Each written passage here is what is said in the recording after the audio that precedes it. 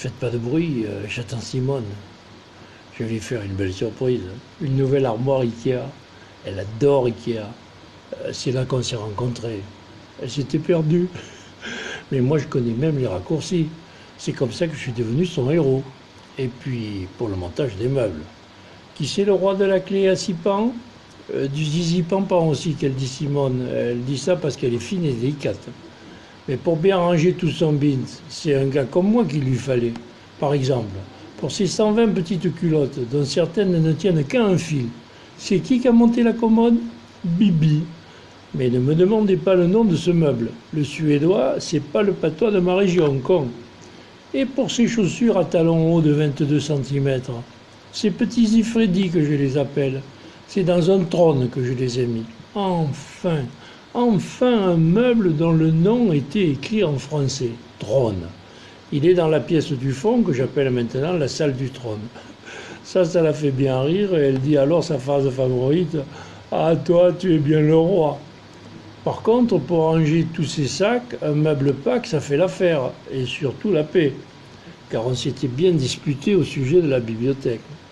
Moi, je voulais lui acheter une bibliothèque Billy, mais elle m'a fait remarquer qu'elle n'avait que 2 livres. En fait, elle pèse beaucoup plus, mais je n'ai jamais rien dit. Ces livres sont le cadeau d'adieu de sa mère quand elle a fui la maison.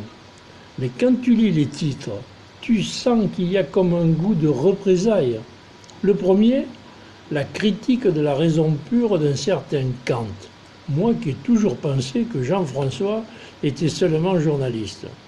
Le second, l'Apocalypse expliqué selon le sens spirituel de Swedenborg.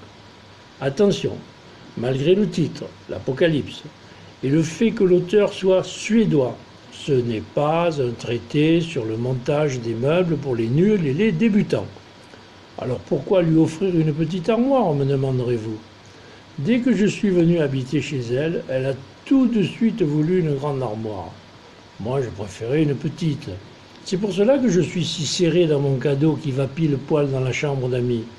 Moi, je disais, dans les grandes armoires, on ne retrouve jamais rien. Elle prétendait qu'on y mettait ce qu'on a de plus précieux. J'ai eu de la chance. Elle n'était pas là quand je suis arrivé avec mes cartons. Et hop, j'ai monté ça en 20 minutes sans faire trop de bruit. Dire qu'elle pense que je suis à Bordeaux. Elle va être drôlement surprise quand elle va ouvrir la petite armoire. Chut, je l'entends qui rentre. Ah, dommage. Elle va directement dans la grande chambre.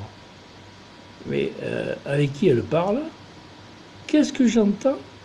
Raoul, tu peux sortir de l'armoire, je te dis qu'il est déjà parti.